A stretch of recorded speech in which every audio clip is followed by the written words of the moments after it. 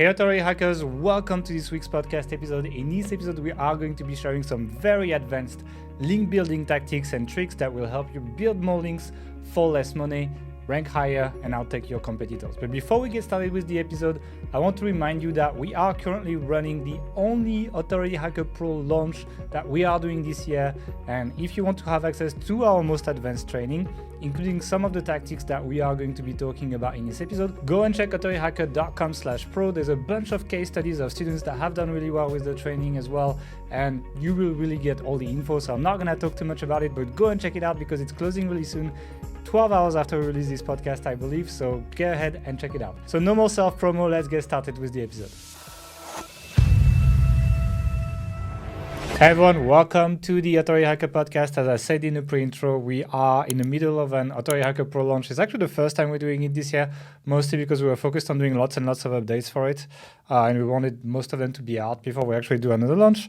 And in today's episode, we're actually going to take a little bit of what we added to Authority Hacker Pro, which is like the brand new link building blueprint that Mark made. So obviously Mark's going to be here for the podcast. And we're going to be sharing some of the tips in there. I like how he's moving his head, but the camera is not on him yet. Before you get on the camera, Mark, you just need to answer, how's it going? It's going good. And John Miller's also good. I met him the other week at Brighton SEO conference. So yeah. What did you ask him? Did you ask him if EAT was a ranking factor or something like this? I asked him if I could take a photo with him, and he said it depends. So, classic SEO evasion technique. No, he was, nice guy, but he's not giving up any secrets or anything. It's not like, answers. Because you come to him at the conference, he's going to spill all the beans.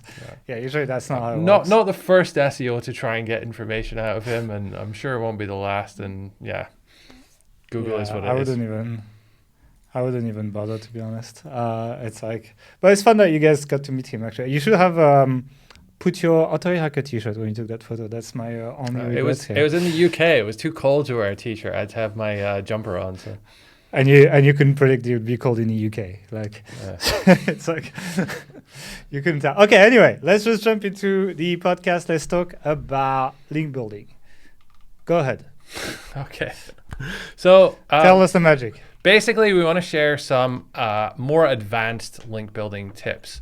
And this is more focused on doing outreach-based link building. So we're not talking about Haro or content-based link building. This is when you reach out and ask for a guest post, a link exchange, things like that. Now, I'm assuming that if you're listening to this, you already know about basic prospecting, outreach techniques, like the process, and you've been running it for a while. So what I want to give you here is just some extra tips which we've developed really in the last sort of 6 to 12 months, which have significantly elevated the results we've gotten. So there'll be a few prospecting strategies. I'm going to talk about finally how to fix email deliverability, which I know is a problem plaguing a lot of people. We'll touch on vetting, negotiation, and personalization, and a few things here. First tip is going to be a prospecting strategy we've used. We call it the link builder piggyback strategy, which is where you piggyback on other active link builders' link building. So it's actually quite easy to implement. The goal here is that you're going to find other sites doing active link building, emphasis on active. So they're going to be reaching out as well. And then mine their backlinks for prospects using Ahrefs or similar tool. So the best way to do this is to actually go through your own outreach success sheet or list and just find the sites that you've been building links on. Then you go to each of these sites individually and just have a navigate around. So you can either look at a certain category that's related to your industry, or you can go to Google and do site : whatever the domain is, domain.com, and then a keyword related to your industry. And then what that's going to give you is a list of posts on their site which has something to do with your topic. Then what you want to do is go through a number of those posts and look for signs of actively built links. So if you think about it, when you're building a link, where are you putting that link to your site? Quite often it's going to be very high up, in the first paragraph or towards the top. It may be in the bio. or it may be somewhere else, but pointing towards like a commercial page that, that it looks kind of natural, but you and I as link builders both know that that's been put in there by the anchor text by as a well link builder. gives- Yeah. Yeah. If you look at the anchor text, you can often tell, right? It's like if there is some kind. Usually, my rationale is if there's at least a partial anchor text with search volume, it's often a link build. Yeah. If you've been doing link building for a few months, you start You can just spot look, these yeah. really, really quick. So basically, what you want to do is then build a list of these sites that are being linked to. So and those are going to be the people who are actively building links on this same site as well. And then you just mine that new prospect for backlinks on Ahrefs. You put it into Ahrefs and you just get all their backlinks, and you look for opportunities there as well. So you let them figuring it all out. You let them do the mass outreach. Yeah. Figure it all out. I mean, just go and harvest the ones that actually worked and just email these. And so you don't have to do like some crazy mass outreach. Well, you just go and you're more likely to get a yes from these sites when you outreach, basically. Exactly. And the sites who are doing better active link building generally find better sites, and you piggyback on their success. So would you cross niche that? Like, would you go for like sites outside your niche and check what they do? No, I wouldn't. You can a little bit, maybe if it's like if you have a dog site, you can go for a pet site and kind of go one step removed or one category up like that. But I wouldn't go from like a paintball site to a knitting site, for example. It's like, it's probably not going to make quite so much sense there. So when we sort of like started using this technique, a question that came up in our team was, well, why don't you just use the Ahrefs outgoing links report? Because I think, by the way, they moved that to standard and advanced. So it's more plans. expensive now? So it's not on their like lowest plan now. I think it's that one they moved. The outgoing links I've report. seen some Facebook riots recently about these kind of things. So yeah. Yeah. But anyway, like it's a generally good report. But for this specific tactic, it doesn't work so well, because normally you would, put it into reverse descending order and like look at all the recent links they've got and kind of see who's there. But it doesn't show you the context of where that link is, what the anchor text is, what page it's linking to. And so your ability to tell whether it's been kind of actively built or they just happen to link to them naturally or as an authority link is somewhat diminished using that report. That's why going through it manually, it doesn't take long to go through you kind of want to vet the links as well. Like, I wouldn't want all the links that a competitor builds quite often. Like, I disagree on the standard of what I would want to my site. Yeah, so. well, that's the thing. This is just for finding the competitors, right? Once you actually mine the competitors for backlinks, you can use whatever criteria you have. Filter it by DR, check it manually. Yeah, I don't traffic, take everything. Things like that. I don't just copy everything people have done. I'd like just double check the sites, etc. People make lots of mistakes when they build links, and I wouldn't just blindly copy. Yeah, but you can cool. you can repeat this process kind of indefinitely, much like you do with like some of your keyword research strategies. Yeah, it's the because once you found that prospect, they have a lot of backlinks, and then you can look at and you find those their sites competitors for and, who's building active links on there. Yeah, keep going forever. Cool. The one downside with this is you have to be a little bit careful of link farms, because sites which are building a lot of active links, like a lot of them end up building a lot of them from not so good sites which are easy to pay for links on, aka link farms. So you really have to be careful when you're vetting the sites there. But yeah, it's a good link building tactic nonetheless. Okay, next one. So next one's another prospecting strategy which we use, and that is to use another Ahrefs feature, which is the competing domains feature. So the idea is that we're looking to find any site which ranks for a similar set of keywords that we rank for. So the idea here is to find a relevant site. And you might know some relevant sites just by doing your keyword research or just being familiar with your niche. But if you put your own domain into the competing domains feature in Ahrefs, it's gonna spit out a bunch of sites who rank for similar keywords you do, and you can then just mine these for backlink opportunities. Look at what backlinks they have and start creating prospect lists based on that. So it's a really, really effective way. This is another one which you can kind of repeat forever, because then you put each of the kind of domains that it spits out back into the same tool, like the competing domains tool, and then it finds a slightly different list. There will be some overlaps, so you have to deduplicate, but you can kind of keep going with this over and over and over again. And so if you're really trying to do outreach at scale, this is a tactic which is going to get you just thousands and thousands of new opportunities kind of almost forever. So yeah, really, really good one there. One tip I actually have if you're taking this approach, if you use Google Sheets, you can create like a concatenate formula. So you can mix up the Ahrefs URL to generate this report plus the domain, and then you can kind of replicate it down, and it'll spit out a bunch of URLs. And in Google Sheets now, if you just select a bunch of URLs and then press Alt-Enter, what that does, it opens all of them in new tabs. So it's a really quick way to open a bunch of URLs from Google Sheets. So that kind of helps with the workflow of doing this. The one downside of this competing domains thing is you don't get data on the domain, so you don't get DR, you don't get traffic from that report. So you have to then put it back through the Ahrefs batch analysis tool if you want to get that for filtering purposes and whatnot. But it's really quick and easy to do that. I really feel like Ahrefs should start building like a build your own report thing where you just would be able to put all the data, etc. Right? Man, honestly, like I talked for the price we pay, man.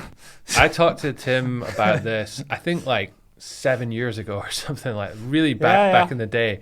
It's funny, like when we first started doing Shotgun Skyscraper, we ended up building this like tool which would go and like pull reports. You used to have to wait 8 seconds between it, and there was like factored in the delays and did a bunch of cool stuff.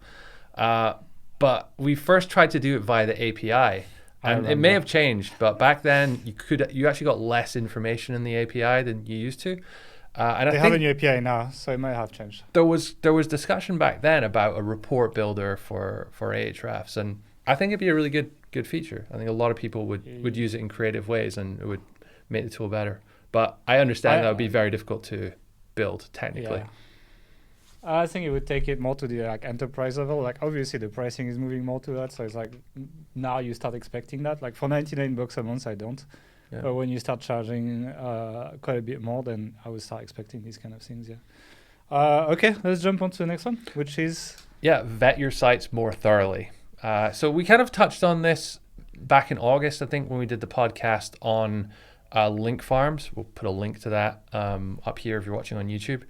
But basically, there's four factors you're looking at. You want to determine, is it a real site? Does it exist just to sell links? Is it one of these kind of magazine-style sites that cover every topic, which looks like a nice enough site, but they have a travel section, a business section, a health section, a CBD section, so they could basically sell guest posts to anyone and it can still be considered relevant. The question here is like, could you find a topic you could not fit into the categories? And if not, then it's probably a link farm. No, that's not true. It's not probably a link farm. You could say Forbes.com or any big site would do this. But if it's a DR30 site, like this is potentially a red flag. But it's not the only thing, right? We're looking at other factors here as well. And the next thing you should look at is the neighborhood, I guess you call it that. So do they have a casino category? Are they linking out to CBD reviews from their homepage? Big red flags if sites are doing that. You can also, again, use the Ahrefs outgoing links report. And if you sort in descending order, so newest to oldest, you can see all the links they've built over the last few weeks, few months.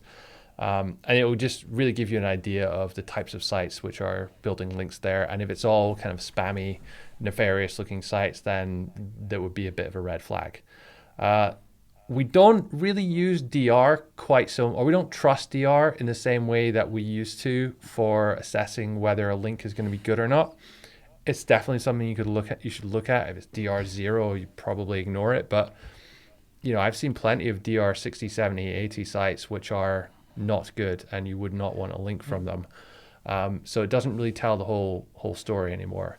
Instead, what you want to do So is zombification theory, right? It's like Google has zombification. Yeah, that's a brand new Google word. has that you've zombified created, part of the internet. Well, they have, right? The core updates have killed like a chunk of the internet in terms of traffic and Google's favor, but DR, DA, etc. have not reflected that. And so now we have a disconnection between what you see in Ahrefs and what Google actually thinks is good.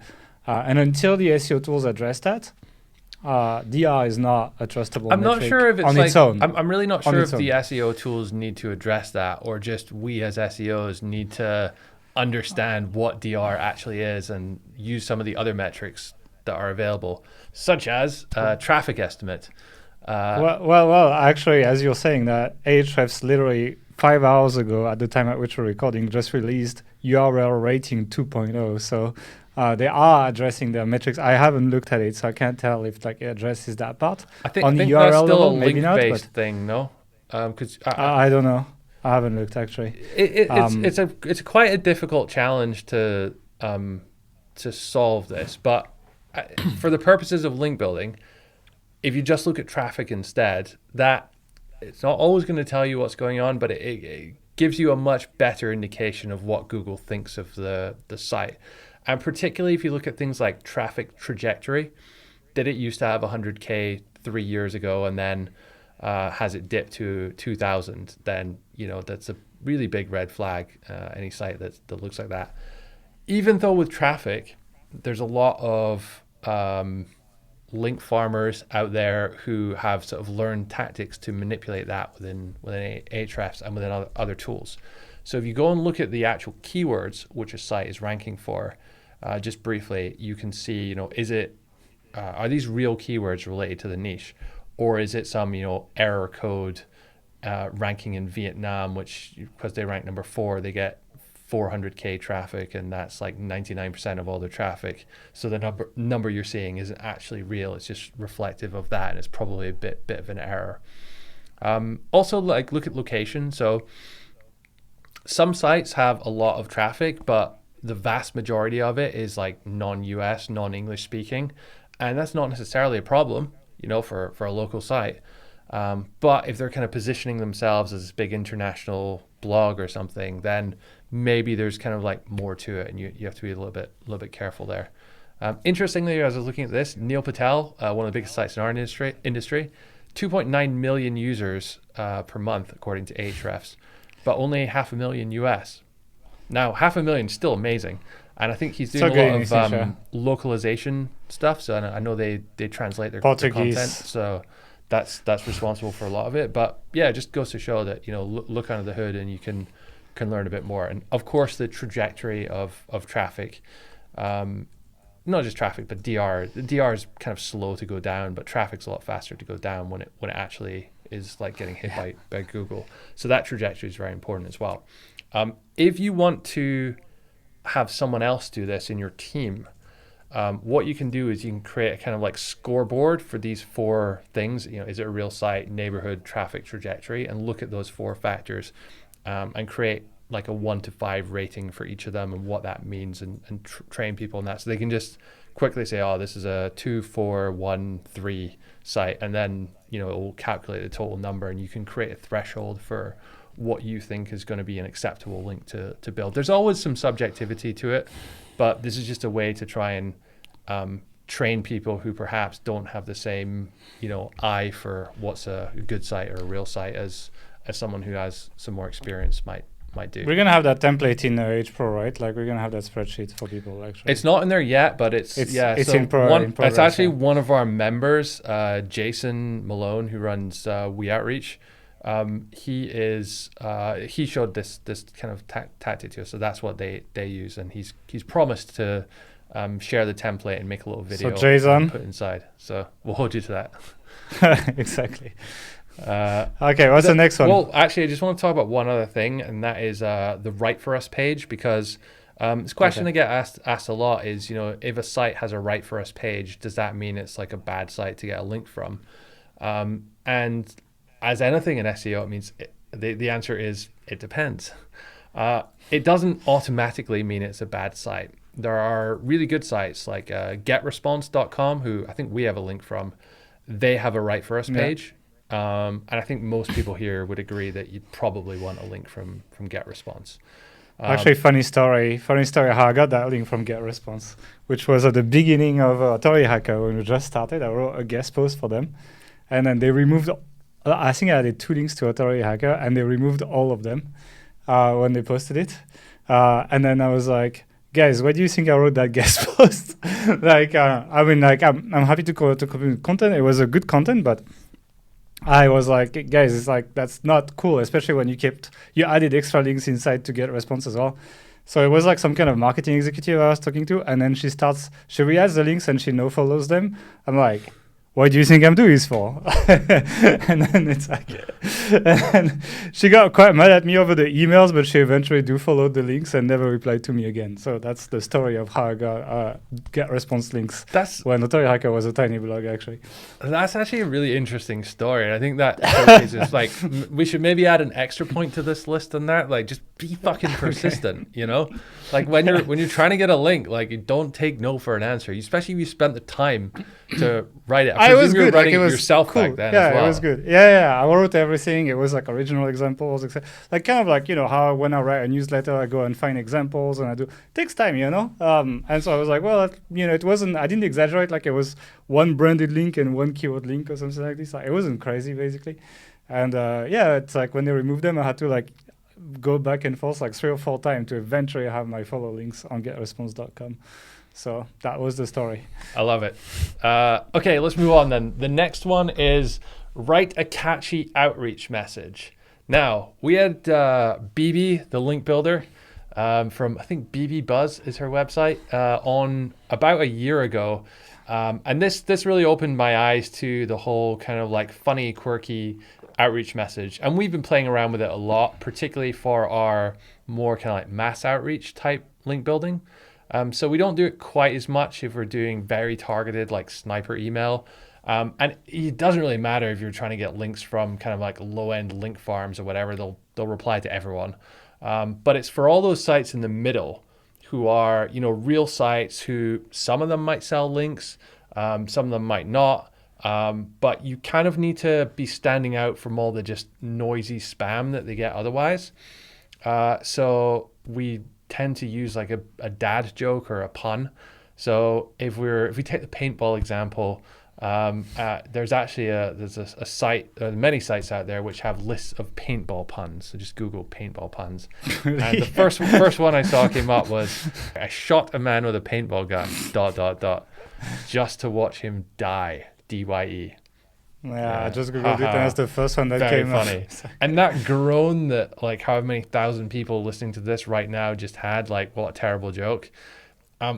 It is, but that's kind of the point. It stands out and it gives people a bit of a chuckle, and they're like, especially if it's like, I shot a man with a paintball gun, ... It's like, okay, I need to find out what happens next. So they open it and it just kind of gets them further along that journey. It's basically a TikTok that you're doing in an email, basically. Of sorts, yeah. It's not foolproof, and this is not like, don't go sending this to like, you know, your DR90 sites or whatever where you're doing sniper link building. But if you're looking for something for a template, then it can work really well. Again, not so much for like corporate-y or B2B stuff. If you're an agency doing this, for like a client, you know, there may be considerations there, but like us, for our brands, like, we don't really care. We're kind of like a bit quirky, bit more fun, so it's fine. Did we get higher open rates or response rates when we started doing that? Like, yeah. What was the results when you did this? You know? So significantly higher open rates. I don't have the numbers to me, but the main thing is we got a lot of people saying, oh, I don't normally respond to these outreach messages, and then, you know, they would respond to ours.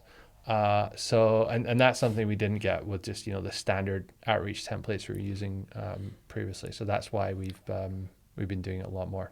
So don't bother with quality content. You just need shitty jokes in your subject lines, basically. Yeah, basically. Okay, so moving on to the next one, we have personalize the name at scale. We did a study a few years back and found that personalized email, so that's just saying someone's name at the start of an email, had a slightly higher open rate, but it resulted in, I think it was like 50% more links, because we actually tracked not just open rate or reply rate, but links we built. over a huge sample size. So that was really eye-opening. Like personalization really helps, especially for those middle of the market links, which are, sites which are not giving links out so free and easy. So get someone's name. How do you get that? Well, if you're using Hunter or any of these like Snovio tools, often or sometimes you'll get the name, but not all the time. There'll be a lot of emails you're getting which don't have names attached to them. And you can, manually search around, figure it out from the site and look in their about page and do all sorts of stuff, but which is fine if you're doing Sniper, but for more kind of scaled, I guess you call it, outreach, you don't have the time to do that. So a quick sort of workaround we found was to actually look at the email prefix. So my email address, mark@authorityhacker.com. If you look at that, it's pretty obvious. Like my name's going to be Mark, right? You know Mark is a name, so you can just put it in there.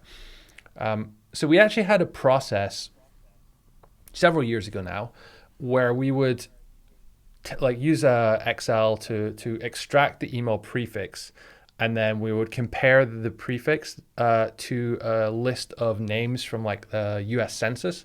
So it would look up Mark and it would find Mark in this database, and if it found it, then it was, that's a real name, so we'll use that.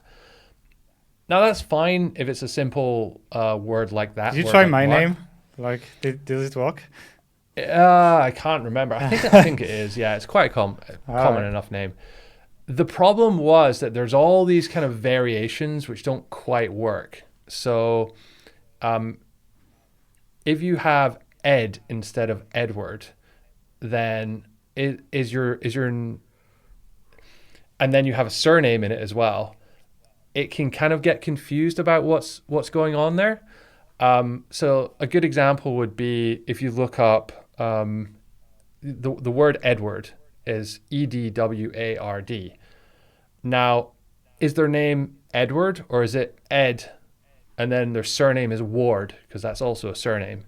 So there's all sorts of, or if they have their surname before their first name and their surnames like Paul and their first name's John, which are also both first names. Like there's all sorts of rules that make it not as effective as it could be to use this tactic.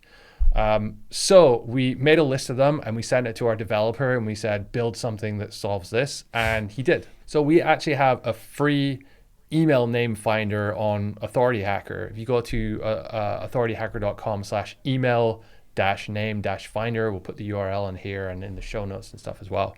This one is free, right? And yeah, it's totally free. And basically it just does that. It looks up against the census and it has all the exceptions built in. And where it's not 100% sure what the first name is, because there's maybe conflicting data, or it's, there's two first names in there, then it'll output like a lower confidence score. It'll say it's not definitely sure. And you can actually upload your hunter.io output sheet on there, and then it'll just add it to there and you can download it. So it literally takes seconds to do. So if you're doing any kind of link building at scale, you might want to use this completely free tool. You don't even need to sign up or anything. That's like an easy increase in open rate and then link acquired. Like it's like you need to work on all these metrics to eventually get more links. Yeah, there's no magic tactic. It's more about doing like things better. Yeah, like 2, 3, 4, 5% efficiency here and there. You do that many times over, and it stacks up, and that's how you win at link building. That's the secret. The secret is not some secret tactic that like nobody shares with you and everyone's doing. It's more like how you do it properly. Well, there are maybe a couple of secrets, but we'll get onto that now, I think. So why am I listening to this podcast if there's a secret? Well, I'm going to tell you in just a second. Okay. If you have the patience. What's the secret? Well, before we get to the secret, I want to talk about the cause of the biggest problem I see with mass outreach, and that is email deliverability. So what happens if you're sending 10, 20, 30, 40, building up per day emails, is it's quite common that some of these will start to go to spam, or some email providers will not blacklist you, but mark you as spam basically because your reputation's somewhat ruined with them. And all of the email providers have different kind of triggering mechanisms and thresholds, and it's a bit of a kind of art rather than a science of what happens behind it all. But there's actually a really good tool called GlockApps that you can use to identify what the problem or where the problems lie. So we've been using this for a while, and we normally send emails Monday to Friday, so we don't send anything on a Saturday or Sunday. So on either Saturday or Sunday, we'll run a GlockApps test for that account. And basically, GlockApps has a bunch of email accounts on all the providers, and you just send an email from your actual inbox to a list of addresses that it gives, and it measures, did it go to spam, did it go to promotions, was it delivered, all this kind of stuff, and it'll give you a report of what's going on. So once you have that information, you can then see what's going on and decide, okay, do I need to fix something here? And don't worry, the next point is actually, I'll tell you how to fix it. One thing you can do to actually help prevent getting into that situation, though, is to use a tool called Debounce, debounce.io. And I found this works in addition to Hunter and the other kind of email verification settings that these email finding tools have. I don't know whether it's stricter or what it does, but it seems to cut out some more emails than the other tools do. And so you just upload your list and it says, okay, these emails are good and these are not. And so you kind of cut it down. And we found that the deliverability seems to go up more or go down less, however you kind of look at it, when we use Debounce versus just stock Hunter. But now, how do you fix deliverability issues once you're already there? This is a question we get asked a lot. And really, once you're in the doghouse, you can still fix things, absolutely. You'll read most guides, they'll be like, sort your DKIM and your SPF. But I'm assuming you've done all that because most people doing outreach have done all that already. You need to kind of understand how email systems work with spam and like what's going on here. If a few people are marking it as spam, if it's not being delivered, if they're kind of building this picture of what you're doing and it's not looking good, then they'll start marking you as spam. But they're never really sure whether they've got it right, like unless you're really like sending millions of emails and doing some nefarious stuff. So it doesn't really take much to kind of just push you out of the spam box and get back into the inbox. I've seen many situations where just asking 5-10 of your friends to send them an email, go to their spam, find it, click not spam, and that fixes it. But obviously, you need to have lots of friends. What if I have no friends? To do that. So if you don't have friends, then you can buy friends who can do this for you. I like that. And there are a bunch of platforms out there which do these kind of like friends. micro tasks. So I think MTurk was the biggest one. I think it was owned by Amazon. I've never actually used MTurk. We use one called... It's really shit to use. They're all kind of, they all have their issues. I haven't found one that's like super slick yet, but we use one called Microworkers.com, and you just pay people for small jobs. It's, looks like it was designed in 1995, but it works, and they have a lot of people, and you can sort of segment it by country. Obviously, you pay more if you want someone in the US to do it versus in, India or Asia. Yeah, you set up a sign-up form, so it can be a simple Google form. And then you connect that using Zapier or whatever to your email so that when someone fills in the form, it fires that name and that email address an email. And that can be your outreach template you're using. It can be whatever you want. And then the job you set someone is to enter their name and their email address in that form, and then go to their inbox and find the email, mark it as not spam, and then reply and with 1 or 2 sentences to you. And then you can pay people sometimes, as low as 5 cents for doing that. If you do it for someone in the US, it would be, more like 50 cents. But it's you like need to do different countries job. Depending on where you're hitting spam, etc. Like you use the reports to pick the countries. Well, there's 2 options you can do. If you're using GlockApps, it will show you certain regional country or things. So like, I think Yandex is at the Russian one. There's some German ones in there. So if you notice it in specific countries, you can do it that way. Most of the time though, it's just, Hotmail and Outlook or Gmail, one of those two that's causing the problems. In which case the country is not quite so important as the email provider. Yeah. So you can then specify the task as being, only people who have a Gmail, and then you can change your form settings so it only takes, at gmail.com.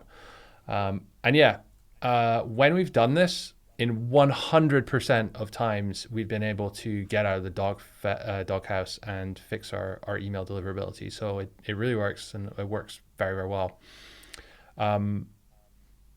Highly recommend. How much does it cost, all these tools? Like if I want to use this? I mean, the tool itself is free, but you pay per job, and you're talking I'm talking more for GlockApps, etc. So GlockApps is actually really cheap. I mean, first of all, they have a free plan. So I think you get 3 spam tests, so you can try it out completely free. And then if you're only doing this every weekend, you only really need to run 4 tests per month. And so you don't need any of their fixed plans, which come with, hundreds of tests and all bunch of stuff you don't need. You can actually build a custom plan for $10 a month, which has 4 email spam tests, and it gets significantly cheaper. If you're doing 20 a month, it goes from $10 to $10.88. So yeah, it's not an expensive tool. Okay, cool.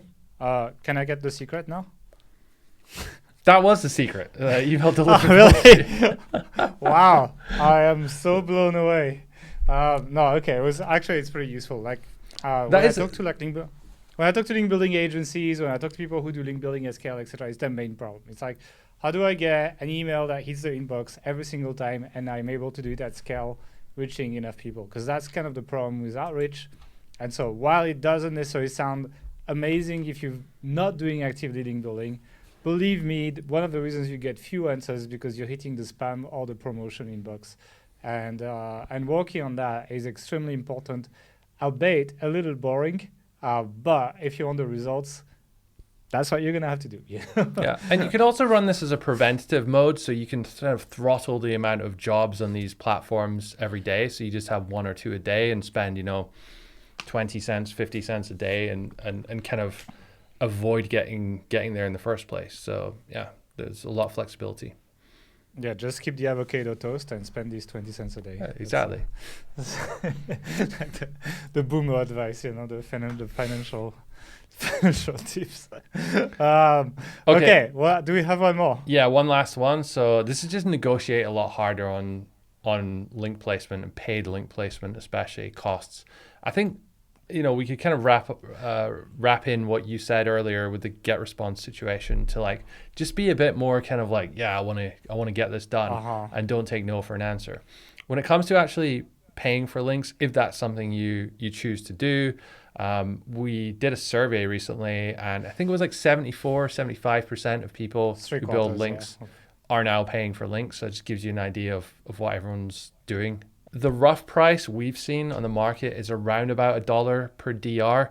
It's very rough though, and it goes out the window. Goes out the window as soon as you get into higher DR ranges. Yeah, so don't kind of use that for the higher end.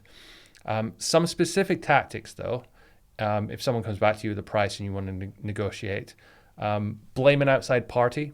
So my boss won't let me do this, or my boss hasn't given me the budget for it. It's not my fault. I want to do it. It's him or her. And of course, this works for everything. I actually learned that in negotiation skill when I was studying in Hong Kong. My teacher was head of outsourcing for General Motors, and then he just became a teacher in the university. And literally, he was every time you negotiate, never negotiate in your name. Always negotiate in the name of the person above you.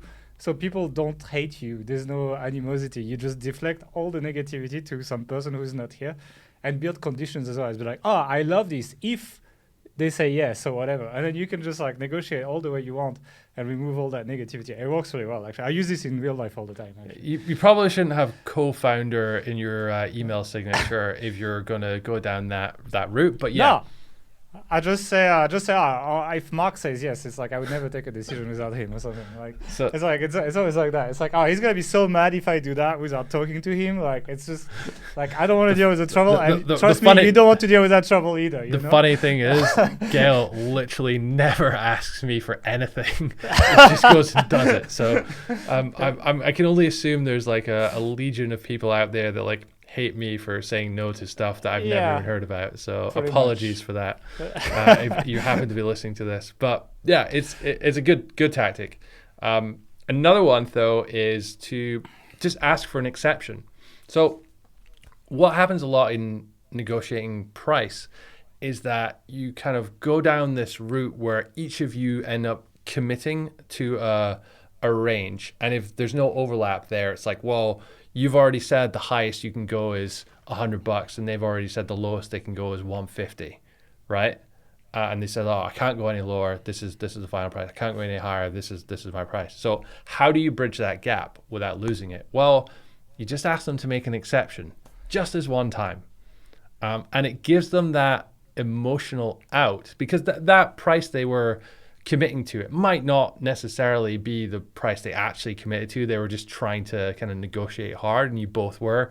They don't want to lose face as well. Like, I think that's the main thing. I think it's like you don't want to contradict yourself unless there's a good reason and you give the context for people to do it.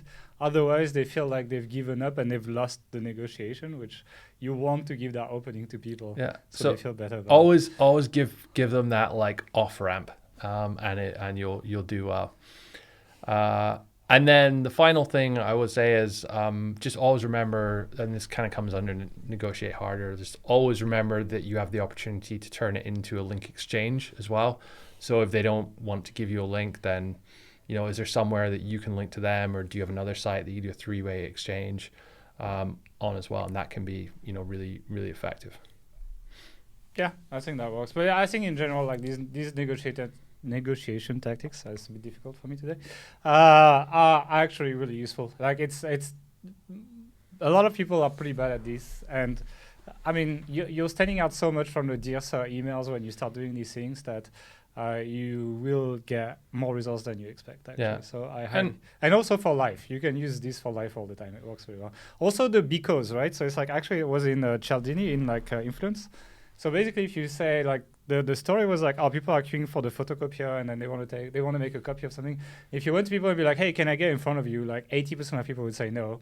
And it's like, if you went to people and you said, hey, can I get in front of you because I need to go home after, like whatever, like the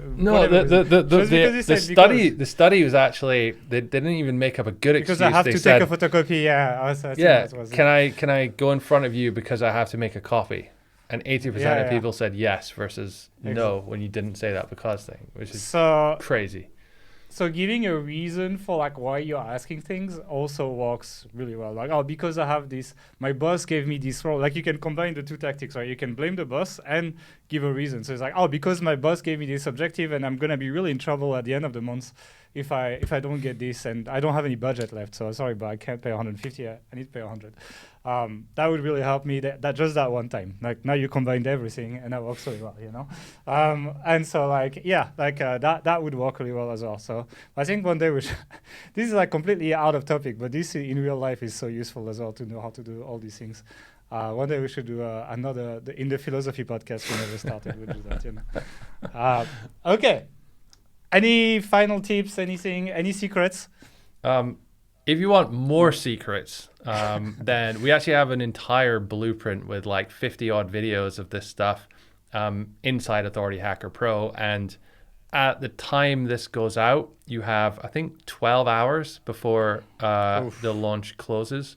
And it's the only one we're doing this year. So if you want to join and you want to get all our link building secrets, then yeah, go to authorityhacker.com/pro. Yeah, and that's really advanced stuff, basically. Like that's not just like basic outreach, etc. Like we're really going into the nitty-gritty for like to get more into the inbox, to get people to say more yes, etc. And that really makes the difference. Like there's several agencies that have used this stuff and have seen massive differences, made massive savings. Like I think we have a testimony on the sales page of like Tony who like saved like can't remember, like several $1,000s per month just from like using a few of these things, etc. And at this scale, it really does make a difference, and it really does change things, even if you're not necessarily that excited about like optimizing your delivery rate or something like that. So go and check it out. authorityhacker.com/pro is where you will find all the information. It's closing really soon. Thank you for listening to this podcast. If you liked it, thumb it up, give us a comment, subscribe, and we'll see you in 2 weeks for another episode. Bye.